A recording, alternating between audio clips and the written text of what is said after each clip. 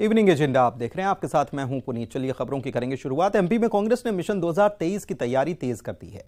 कांग्रेस के लिए अब प्रोफेशनल रणनीतिकार विधानसभा चुनाव के लिए रणनीति बनाएंगे। पीसीसी चीफ कमलनाथ ने सुनील कानूनगोलू की कंपनी को इसकी जिम्मेदारी सौंपी है। यह कंपनी कांग्रेस के चुनावी कैंपेन को डिजाइन करेगी। प्रशांत किशोर के सहयोगी रहे सुनील कानूनगोलू की टीम भोपाल में कैंप कर रही है। यहां नकुलनाथ के बंगले को वॉर रूम बनाया गया है। यहां सुनील कानूनगोलू की टीम विधायकों का सर्वे और जमीनी फीडबैक लेगी। जनता से मिले फीडबैक के बाद पार्टी के लिए काउंटर रणनीति भी बनाई जाएगी।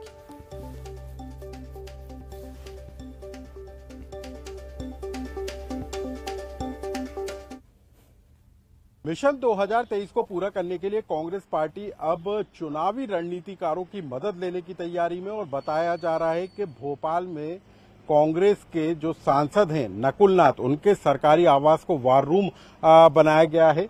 ये B32 जो है सरकारी बंगला, ये कांग्रेस का वार रूम होगा। और सबसे बड़ी बात है कि कभी प्रशांत किशोर रणनीतिकार के करीबी रहे सुनील कानूनगोलू की टीम अब मध्य प्रदेश में 2023 के चुनाव से कांग्रेस को मजबूत बनाने का काम करेगी।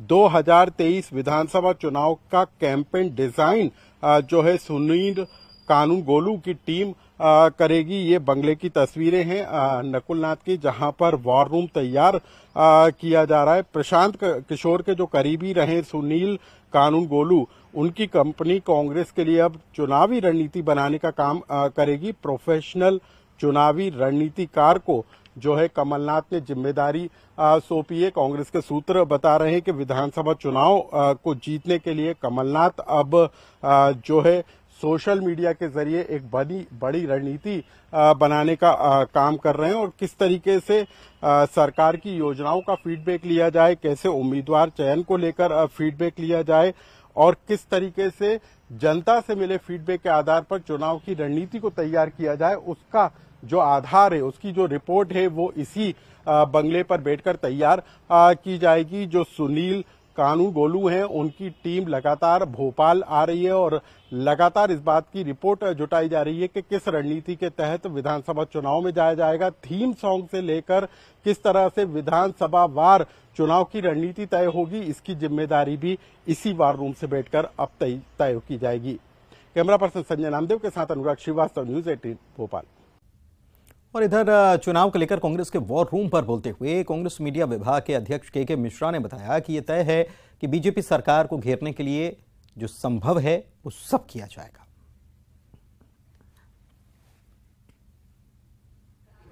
ऐसी कोई अधिकृत सूचना हम लोगों के पास नहीं है। ये तय है कि भारतीय जनता पार्टी की सरकार को पटकने के लिए हम वो हर संभव काम करेंगे जो हमारे लिए जरूरी होगा। अभी यह कोई सुनिश्चित नहीं है, सिर्फ हवाई बातें हैं। और कांग्रेस के वॉर रूम तैयार करने पर मंत्री विश्वास सारंग की प्रतिक्रिया आई है। उन्होंने कहा है कि कांग्रेस वॉर रूम तैयार करे या महल खड़ा कर ले, अब कुछ कांग्रेस में बचा नहीं है। 2023 में बीजेपी की ही सरकार बनेगी। देखिए, कांग्रेस वॉर रूम तैयार करे या पूरा महल तैयार कर ले, नींव है नहीं, खत्म हो चुकी है। बिना रीढ़ की पार्टी, बिना नींव की सरकार बनाने की इच्छा, आप ध्यान रखिए, मध्य प्रदेश में केवल भाजपा की सरकार बनेगी। और इसी मुद्दे पर बात करने के लिए चलिए सीधे अनुराग श्रीवास्तव, हमारे संवाददाता भोपाल से हमारे साथ लाइव जुड़े हुए हैं, सीधे उन्हीं से बात करते हैं। सुनील कानूनगोलू एक तरफ रणनीति कांग्रेस की बनाने में जुटे हुए हैं। अनुराग, ये बात कही जा रही है, हालांकि कांग्रेस इससे साफ तौर पर इनकार कह रही है कि आधिकारिक तौर पर अभी कुछ भी खबर नहीं है, लेकिन उन्होंने ये भी कहा के मिश्रा ने कि जो भी हो सकेगा वो हम सब करने वाला है। लेकिन बीजेपी निशाना साध रही, कह रही है कि चाहे महल खड़ा कर लो, रीढ़ नहीं है पार्टी की, इसलिए कुछ होने वाला नहीं।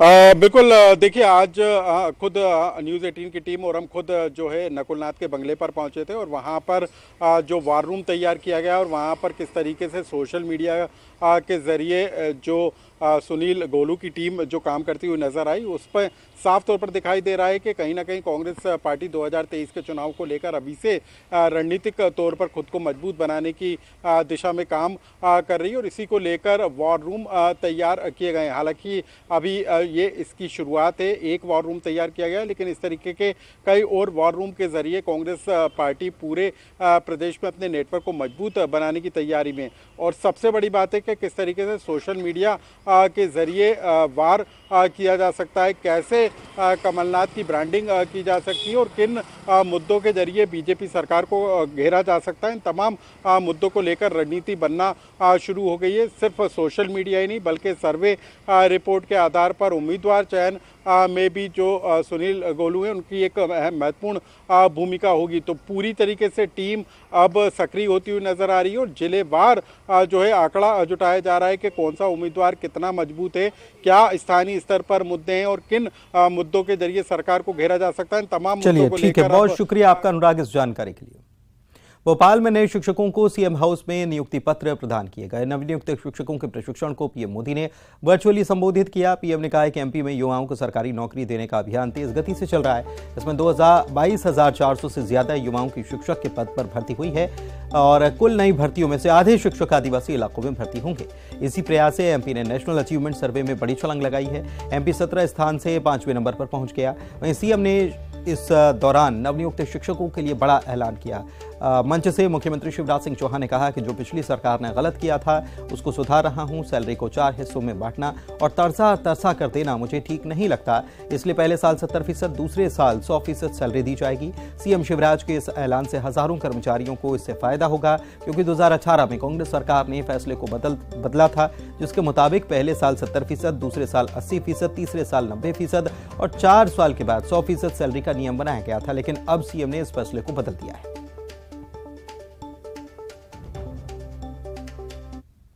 मध्य प्रदेश में व्यापक तौर पर शिक्षक नियुक्ति का अभियान इस दिशा में एक बड़ा कदम है।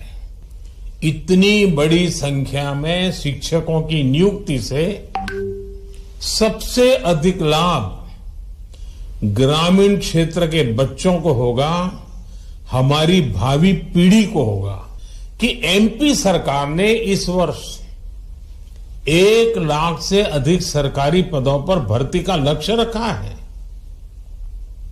इस साल के अंत तक 60,000 से ज्यादा शिक्षकों की नियुक्ति का भी लक्ष्य है कि नेशनल अचीवमेंट सर्वे में एमपी ने शिक्षा की गुणवत्ता में बड़ी छलांग लगाई है। इस रैंकिंग में एमपी का स्थान 17वें नंबर से 5वें नंबर पर पहुंच गया है।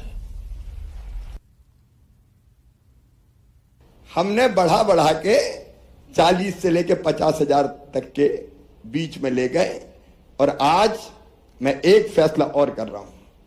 एक काम जो पिछली सरकार ने गलत किया था उसको मैं थोड़ा सुधार रहा हूं। अब पहले साल 70% और दूसरे साल 100% सैलरी दी जाएगी। ये 4 हिस्सों में बांटना मुझे तो न्याय नहीं लगता। तरसा के देना ये मुझे ठीक नहीं लगता। इसलिए पहला साल अपनी परीक्षा का है तो 70%, दूसरे साल अच्छा पढ़ाओ 100%। आपको ये दुर्लभ अवसर मिला कि आप भावी पीढ़ी का निर्माण करें। हम बच्चों को कहें सत्य बोलो और हम रोज झूठ बोले, बच्चे मानेंगे क्या? हम कोई अच्छी आदत सिखाएं, हम कहें नशा मत करो और पता चला बच्चों के सामने थोड़ी बहुत तंबाकू के टक ली, या कोई धूम्रपान करते हुए बच्चे ने देख लिया, तो बता कोई असर पड़ेगा क्या? नहीं पड़ सकता। हम पहले स्वयं के लिए गुरु बनने का संकल्प लें।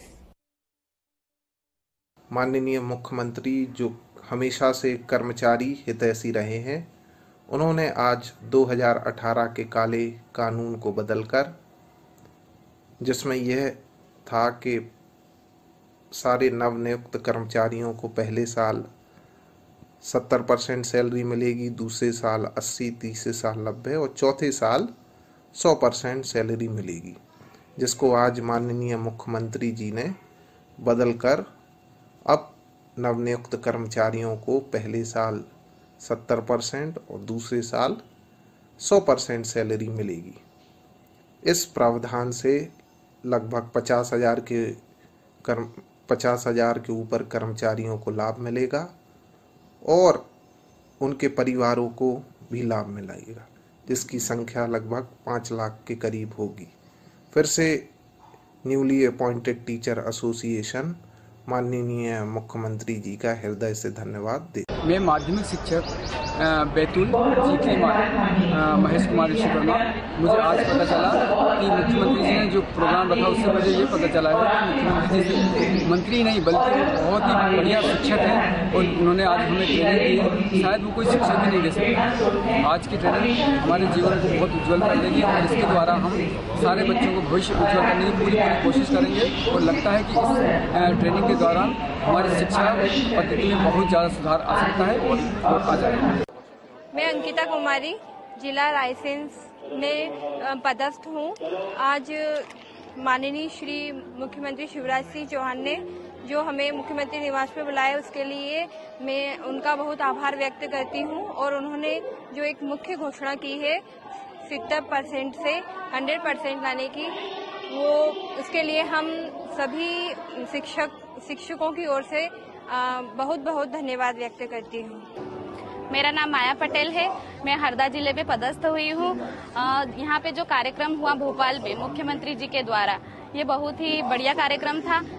इसके द्वारा मुख्यमंत्री जी ने घोषणा की है कि पहले 70% वेतनमान था और दूसरे साल 80-90 ये था, लेकिन अब डायरेक्ट 70 से 100% वेतनमान किया गया है। इसके लिए मैं मुख्यमंत्री जी का आभार व्यक्त करती हूँ, उन्हें धन्यवाद देती हूँ और बच्चों के सुनहरे भविष्य के लिए उन्होंने हमें नियुक्त किया है, इसलिए भी मैं उनका आभार व्यक्त करती हूँ। मैं शिवांशी तिवारी भोपाल से, मेरी पोस्टिंग हरदा जिले में की गई है। मैं माननीय मुख्यमंत्री श्री शिवराज सिंह चौहान जी का बहुत बहुत आभार प्रकट करना चाहती हूँ कि उन्होंने हमारा बेसिक मानदेय 70% से बढ़ाकर 100% देने का वादा किया है। इसके साथ ही माननीय मुख्यमंत्री जी को बहुत बहुत आभार समस्त नवनियुक्त शिक्षक गणों की ओर से कि उन्होंने बच्चों के सुनहरे भविष्य के लिए हमें नियुक्त किया है। माननीय मुख्यमंत्री जी को सादर नमन। मेरा नाम निकिता आर्मो है। मैं शासकीय माध्यमिक शाला हरदा में पदस्थ हूँ प्राथमिक शिक्षक के पद पर। आज का कार्यक्रम हम नव नियुक्त शिक्षकों के लिए माननीय मुख्यमंत्री द्वारा आयोजित किया गया था, जिसकी व्यवस्थाएं बहुत अच्छे से, कार्यक्रम बहुत अच्छे से संपन्न हुआ और इस कार्यक्रम में हमारे माननीय मुख्यमंत्री जी द्वारा जो घोषणा की गई, जो हमारे लिए बहुत अच्छी बात है। पहले साल हमें 70% वेतनमान मिलेगा और अगले साल ही हमें 100% वेतनमान मिलेगा, जिसके लिए हम माननीय मुख्यमंत्री जी का बहुत बहुत हृदय से बहुत बहुत धन्यवाद करते हैं और बच्चों के भविष्य के लिए शुभकामना के साथ में thank you so much, once again thank you so much. मैं दुर्गेश सोनी, जैसा कि मेरी नियुक्ति जनजाति कार्य विभाग सिवनी के अंतर्गत हुई है माध्यमिक शिक्षक पद पर और आज यहाँ पर एक दिवसीय प्रशिक्षण हम लोगों का रखा गया। यहाँ कर हमारे यशस्वी मुख्यमंत्री सम्मानित श्री शिवराज सिंह जी चौहान जी ने हमें छोटे छोटे दृष्टांत बता करके हमारे अंदर की ऊर्जा को जगाने का प्रयास किया। साथ ही वर्चुअल रूप से हमारे देश के प्रधानमंत्री जी भी हमसे जुड़े और उन्होंने बताया कि हमारे अंदर विद्यार्थी बनने की जो भावना है वो जीवन पर्यंत रहनी चाहिए, हमेशा सीखने का प्रयास हमारे अंदर होना चाहिए। बीजेपी प्रदेश अध्यक्ष वीटी शर्मा ने कहा कि सरकार ने ऐतिहासिक कदम उठाया है, नवनियुक्त शिक्षकों को नियुक्ति पत्र सौंपे हैं। इसके अलावा इस साल 1 लाख से ज्यादा पदों पर भर्ती का लक्ष्य रखा गया है।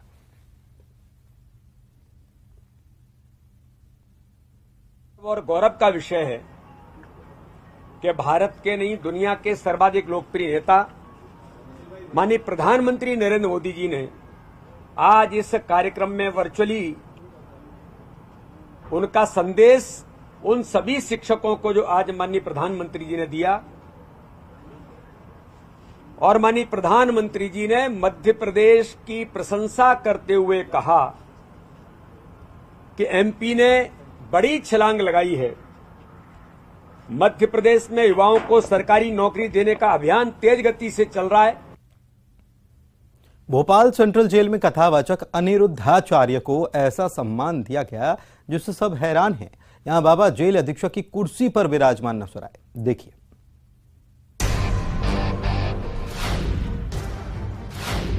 ये कैसा सम्मान, ये कैसी शान, कुर्सी पर बैठे कथावाचक, साहब खड़े जैसे याचक। भोपाल सेंट्रल जेल में जेल अधीक्षक की कुर्सी पर विराजमान कथावाचक अनिरुद्धाचार्य। इन्होंने सरकारी सेवा ज्वाइन नहीं की है, पर शान देखिए जरा।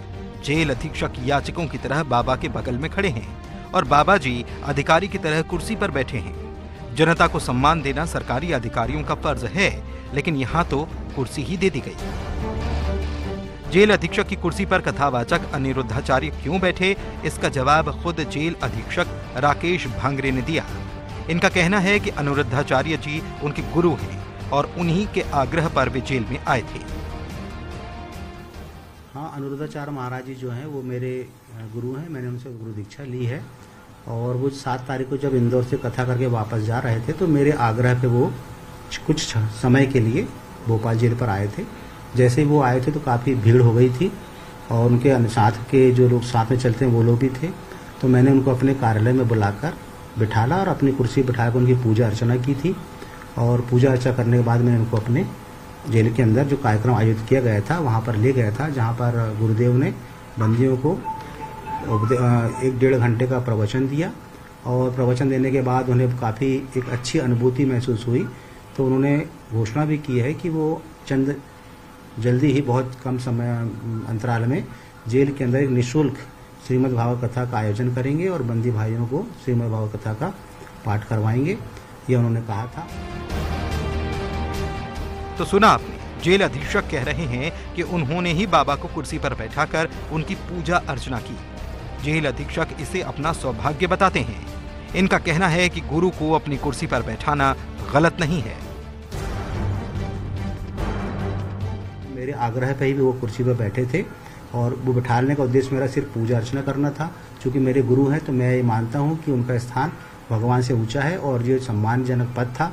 और मैं बहुत अपने आप को सौभाग्यशाली मानता हूँ कि मैं अपनी कुर्सी को बिठा पाया।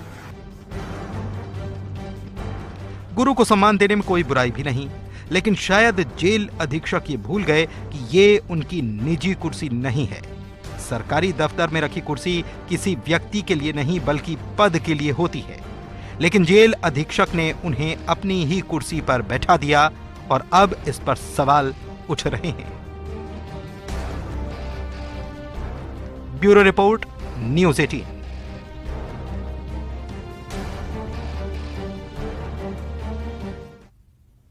खुद पैरों से दिव्यांग लेकिन हौसले बुलंद हैं। हाथों में हुनर ऐसा कि खुद और परिवार की जिंदगी की जिम्मेदारी कंधों पर है। नाउमीदी के बीच बुलंद हौसले की ये कहानी आपको जाननी चाहिए।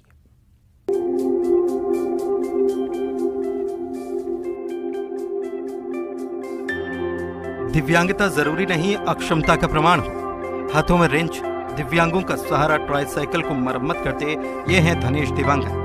हाथों में हुनर ऐसी कि आज धनेश की बेबसी भी उनके सामने घुटने टेक दी है। खुद भी पैरों से दिव्यांग हैं, अपने पैरों के बूते चल नहीं सकते, आज अपने ही पैर पर खड़े हैं।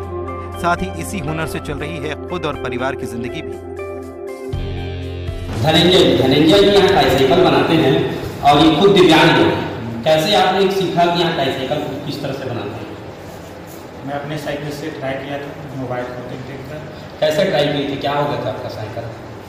उसमें जो कंट्रोलर है वो खराब हो गया था, तो दूसरे से मांग कर कंट्रोलर लगाया और उसका वो वायरिंग तो सेट नहीं हो गया। तो धनंजय जी कहना है कि ये जो ट्राईसाइकिल है खुद खराब हो गई थी, उसके बाद उन्होंने मोबाइल से देखा, उसके बाद ट्राईसाइकिल को बनाना शुरू किया। अब तक कितने ट्राईसाइकिल को यहाँ पर बनाते हैं? 40-50 बन गए। 40-50 बन गए। यहाँ तक कैसे पहुँचे? किसने कॉल किया, कहाँ किसने मैसेज दिया, फिर यहाँ पहुँचे? मैं समूह के बारे में समूह दिव्यांग है जो अमित शाह और अमित यादव सर ने वो अमित को फ़ोन किया। उसके बाद मेरे गाँव में एक लड़का के काम को वहाँ उसको और उसके बारे में बलादा बाजार जिला मुख्यालय से 20 किलोमीटर दूर एक कस्बे में रहने वाले धनेश दिव्यांगन कहते हैं उनके लिए दिव्यांग जन अभिशाप नहीं बल्कि वरदान है। दिव्यांग होते हुए वे दिव्यांगों के लिए काम करते हैं। खुद की ट्राईसाइकिल जब बिगड़ गई तो सोशल मीडिया से सीखा मरम्मती का हुनर। अब समाज कल्याण विभाग ने दिव्यांगों की ट्राईसाइकिल बनाने की जिम्मेदारी धनेश को सौंप दी। कलेक्ट्रेट में हम देख रहे थे कि कई लोगों को पुरानी जो ट्राईसाइकिल मिली है दिव्यांग भाइयों को, वो खराब हो जाती है और उसको रिपेयर करने के लिए बैटरी और बाकी सब उपकरण नहीं मिल पाता है। तो उसके लिए विशेष रूप से एक हमारे दिव्यांग साथी हैं जिनको हमने इस काम में लगाया है कलेक्ट्रेट में, कि ऐसे कोई भी पुरानी साइकिल या कोई भी उपकरण जो खराब हो जाता है उसको। धनेश रोज अपनी ट्राईसाइकिल से दफ्तर पहुंचते हैं, वहां पहुंचकर ड्यूटी में लग जाते हैं। कहते हैं इस काम में उन्हें बेहद खुशी मिलती है, जिससे किसी दिव्यांग की परेशानी दूर हो सके। उससे बेहतर क्या, अब उनके पारिवारिक स्थिति में सुधार आ रही है। धनेश ने शासन प्रशासन को धन्यवाद कहा है। ये कहानी है तो धनेश की, लेकिन प्रेरणा वो तमाम दिव्यांगजन ले सकते हैं जो समझते हैं दिव्यांगता अभिशाप है। न्यूज़ 18 के लिए बलौदाबाजार से योगेश यादव की रिपोर्ट।